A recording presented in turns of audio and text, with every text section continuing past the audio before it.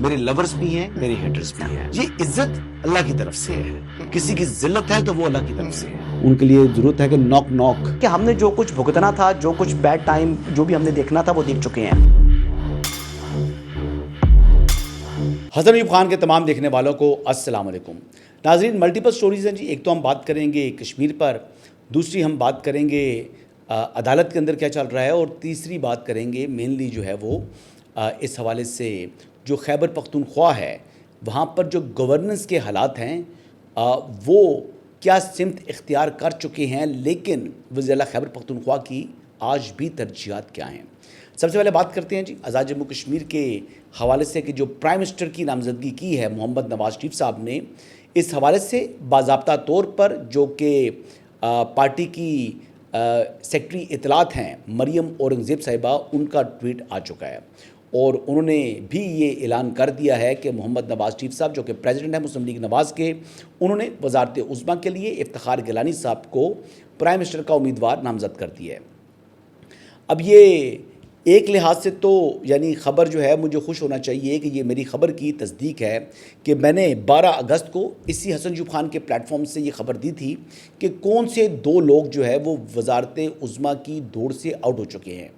ایک تھے راجہ فاروق حیدر صاحب اور دوسرے تھے شاہ غلام قادر صاحب، جو کہ میرے اپنے جو ہے وہ فیملی فرینڈ ہیں. اور میری اس کے بعد بھی شاہ غلام قادر صاحب سے بات ہوئی تھی، اور انہوں نے کوئی اظہار ناراضگی نہیں کیا تھا، بلکہ انہوں نے شکریہ ادا کیا تھا کہ آپ نے مجھے یعنی وقت سے پہلے آگاہ کر دیا ہے تاکہ میں کچھ اپنی کوششیں کر سکوں.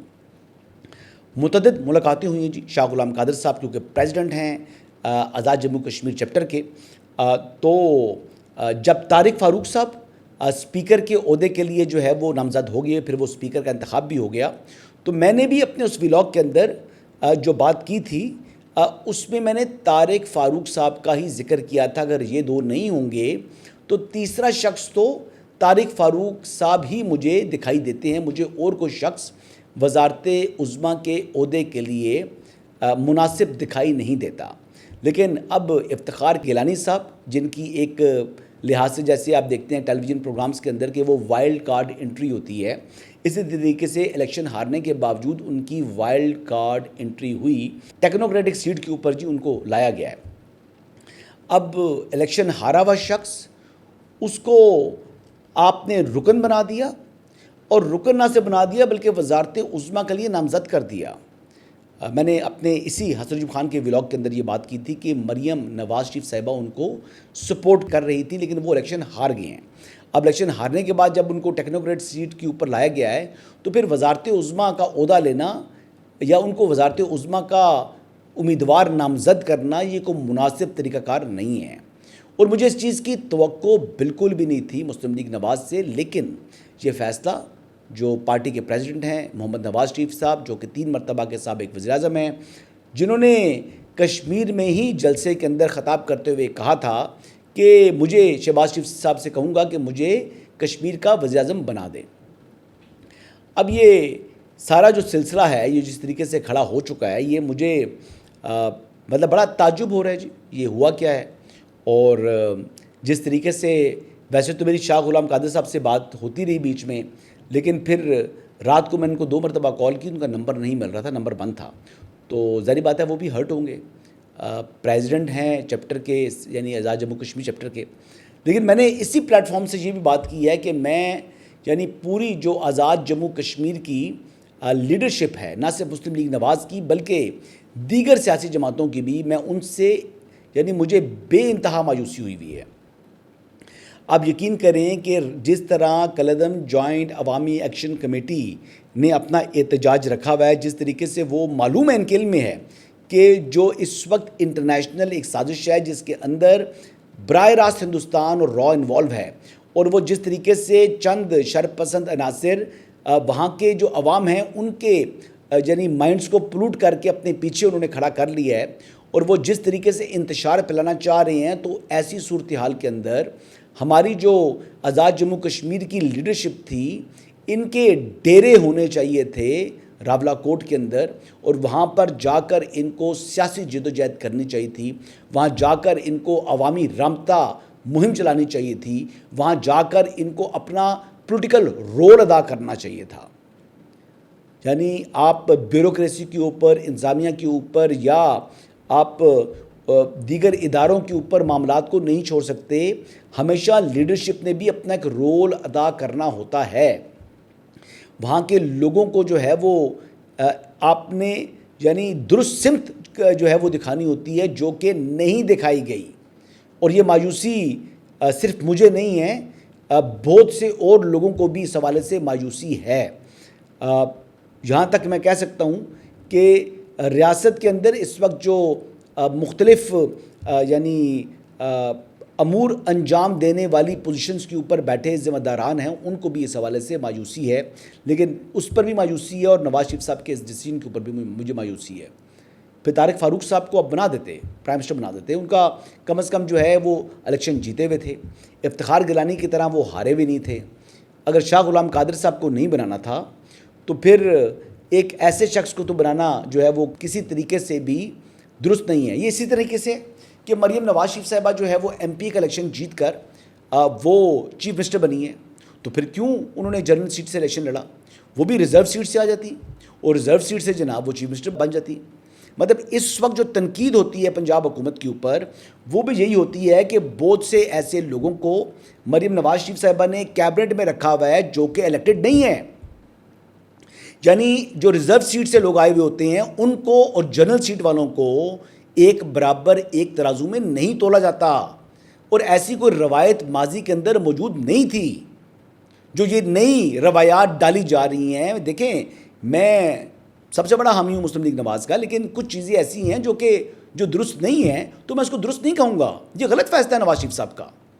یہ نواز شریف صاحب کا فیصلہ یعنی ایک نئی روایت ڈال دی ہے, اور آپ نے اپنے الیکٹڈ ممبران کو بے توقیر کیا ہے کشمیر کے. ایسے نہیں ہو سکتا کہ الیکٹڈ آدمی جو عوام کی ووٹوں سے لے کر جو ہے وہ ایم ایل اے بنا, وہ اس ایم ایل اے کے پیچھے ہے جو کہ ان کی ووٹوں سے بنا ہوا ہے.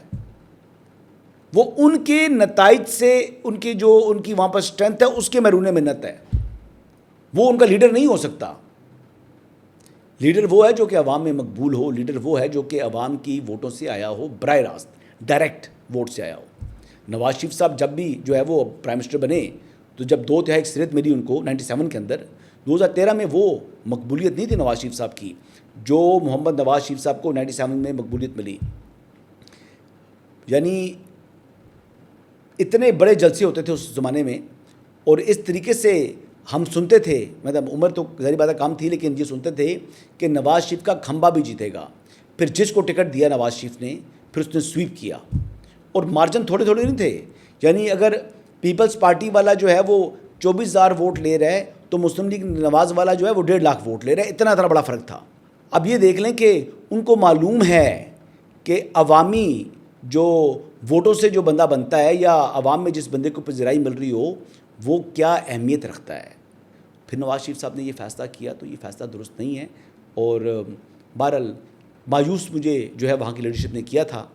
ممکن ہے اب بگر پکچر کیا ہے میں بھی ہمیں نہ پتہ ہو, لیکن پھر بھی یہ فیصلہ درست نہیں ہے, اس کو نہ درست کہا جا سکتا ہے. آگے بڑھتے ہیں. اگلی بات یہ ہے کہ آپ کے علم میں ہے کہ جس طریقے سے اس وقت عدالتوں کے اندر ماحول جو ہے وہ تھوڑا سا گرم ہو رہا ہے. کچھ عرصے سے عدالتیں ٹھنڈی تھیں, اب عدالتیں تھوڑی سی گرم ہو رہی ہیں. بالخصوص جب سے عمران احمد نیازی صاحب کو شفا منتقل کرنے کا آرڈر آیا تھا 18 اگست کو سپریم کورٹ آف پاکستان سے, اس کے بعد سے عدالتوں کے حوالے سے بڑی خبریں روز آتی ہیں. میں نے اس دن کہہ دیا تھا, کوئی 2-4 دن پہلے کی بات ہے, میں نے ولاگ کے اندر کہا تھا کہ یہ 16 جو ہے وہ سپٹمبر کو ہی مرکزی کیس کے اندر ہی جو ان کی توہین عدالت کی درخواست ہے وہ سماعت کے لیے مقرر ہوگی. اور آج پھر جو ہے وہ جب وہ مقرر ہوگی, تو پھر اس کے بعد مزید ارلی ہیئرنگ کے لیے ایک اور متفرق درخواست جو ہے وہ ڈاکٹر عظمیٰ کی جانب سے دائر کی گئی آج.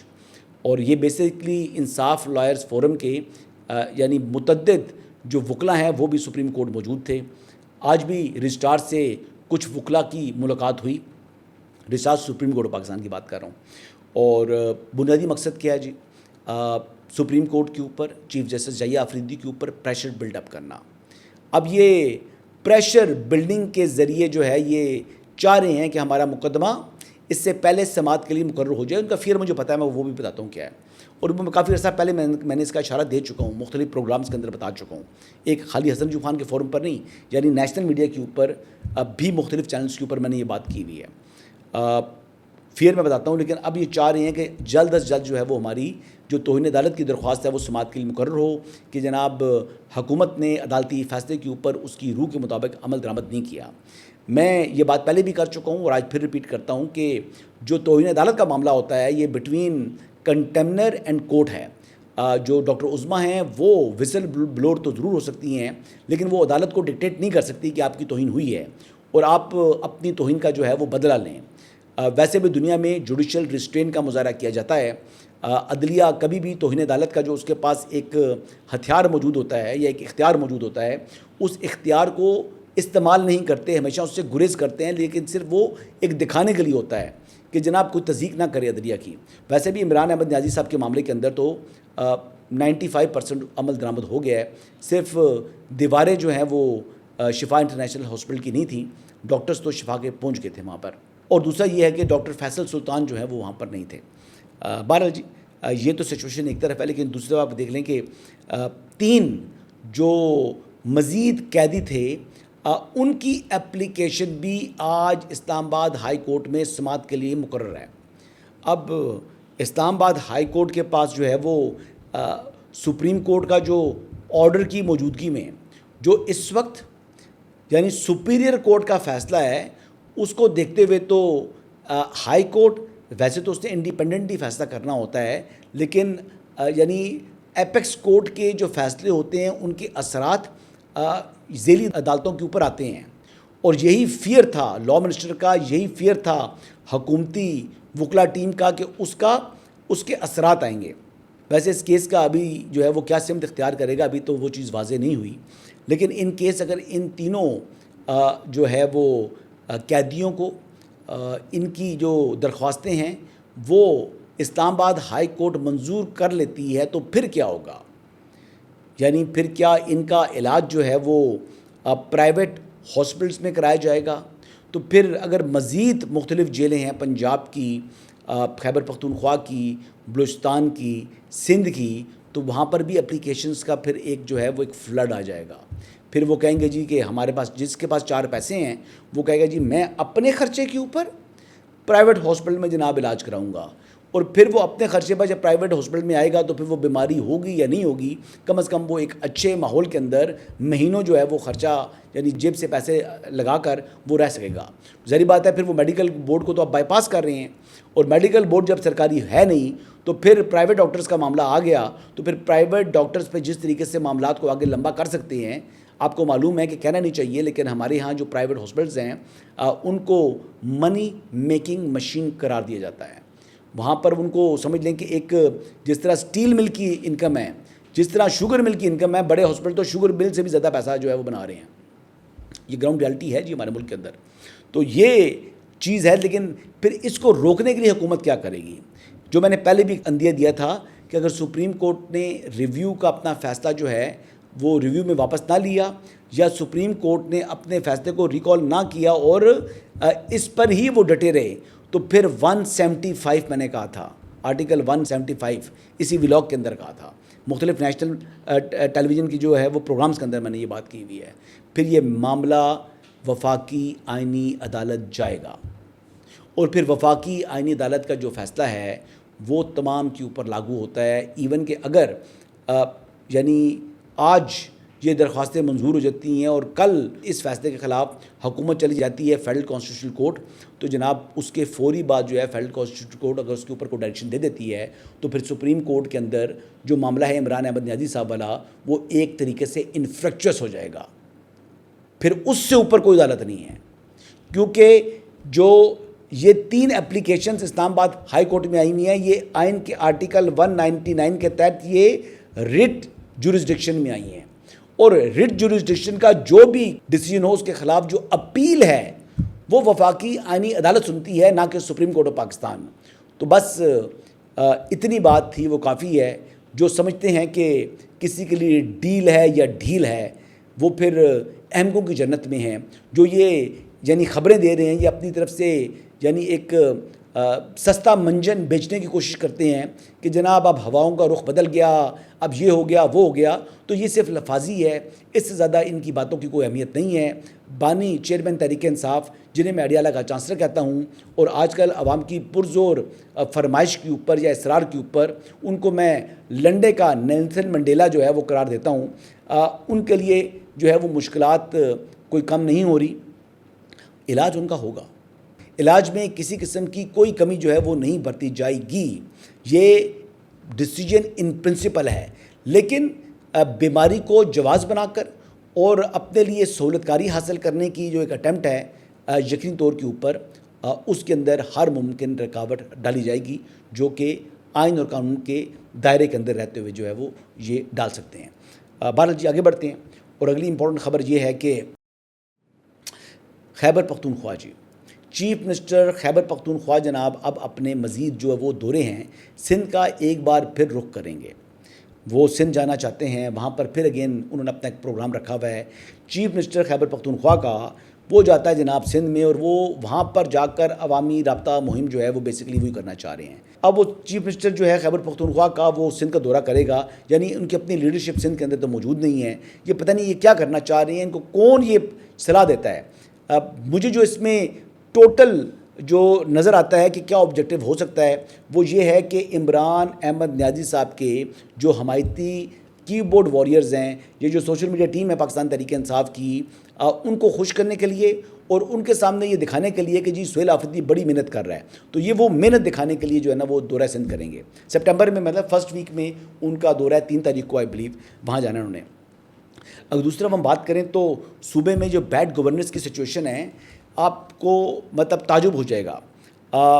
اس وقت محکمہ تعلیم خیبر پختونخوا کی جو سالانہ سینسز رپورٹ سامنے آئی ہے، جس کے تحت 627 سرکاری اسکول جو ہیں وہ غیر فعال ہیں، اور جس میں 226 میں مطلب ٹیچرز نہیں ہیں۔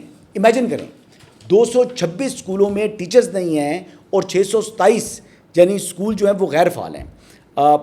سب سے زیادہ جو ہے وہ جو ضم شدہ اضلاع ہیں، یعنی جو پرانا فاٹا تھا، وہاں پر 411 سرکاری اسکولز جو ہیں وہ غیر فعال ہیں، اور اس کے علاوہ یعنی جو سیٹلڈ اضلاع ہیں ان میں جناب 216 سرکاری اسکول غیر فعال ہو چکے ہیں۔ 226 سرکاری اسکولوں میں اساتذہ کی عدم دستیابی کے باعث فنکشنل نہیں ہو سکے۔ 11 اسکولوں کے اوپر قبضہ ہوا ہے جی، اس ٹائم سرکاری اسکولوں کے اوپر قبضہ ہے، لیکن خیبر پختونخوا کا جو چیف منسٹر ہے وہ قبضہ تو واگزار نہیں کرائے گا، لیکن ہاں وہ یہ کہے گا اس کی اس کی اس کی اس کی، یہ وہ کر رہا ہے۔ وہ کشمیر جائے گا، وہ سندھ جائے گا، وہ پنجاب جائے گا، لیکن جو اپنا کام ہے وہ نہیں کرے گا۔ 66 سرکاری اسکول جو ہے وہ طلبہ نہ ہونے اور 28 اسکول جو ہے وہ تنازعات کے باعث جو ہے وہ غیر فعال ہیں۔ اب تنازعات کیا ہیں اس کی تفصیل نہیں ہے۔ اچھا، جو شمالی وزیرستان ہے اس میں 111 اسکول جو ہیں وہ اس وقت غیر فعال ہیں، جو اس میں یعنی سب سے زیادہ سر فہرست جو ہے وہ شمالی وزیرستان ہے، جبکہ جنوبی وزیرستان کے اندر 99 اور کوہستان میں یعنی 68 اسکول جو ہے وہ غیر فعال ہیں، کرم میں 53، اور اس کے علاوہ جو ہے ایس ڈی وزیر بنو میں 45 اسکول جو ہیں وہ غیر فعال ہیں۔ اب یہ دیکھ لیں کہ یہ ہنگو میں بھی 16، بٹگرام میں 13 سرکاری اسکول غیر فعال ہیں، اور پشاور میں 5، چارسدہ میں 4 سرکاری اسکول غیر فعال ہیں، مانسہرہ میں 7، ٹانک میں 6، اور اگر ہم بات کریں سوات میں 4، چانگلہ میں 3 اور لکی مروت میں 2، جبکہ اگر بات کریں مردان اور سوابی جو بالکل پنجاب کے ساتھ ٹچ کر رہے ہیں، اور کوہاٹ میں بھی ایک اسکول جو ہے وہ غیر فعال ہے۔ یہ جہاں پر عمران احمد نیازی صاحب جو کہ اڈیالہ کے چانسلر ہیں، جو کہتے تھے کہ جناب ہم نے پلوں پر اور بلڈنگز کے اوپر خرچہ نہیں کرنا، ہم نے خرچہ کرنا ہے جناب ہیومن ریسورس کے اوپر، ہم نے انسانوں پر خرچہ کرنا ہے، ہم نے انسان کو بہتر بنانا ہے، یعنی اس کو تعلیم دینی ہے، تعلیم کے اوپر ہم خرچہ کریں گے، یہ دعویٰ ہے نا۔ اب اسکول کی حالت زار دیکھ لیں، یہ اسکول دیکھیں آپ، 7 ڈویژن چل رہا ہے یہاں، پانی بارش کے بعد یہ اس کنڈیشنز کے اندر اسکول چل رہے ہیں خیبر پختونخوا کے اندر۔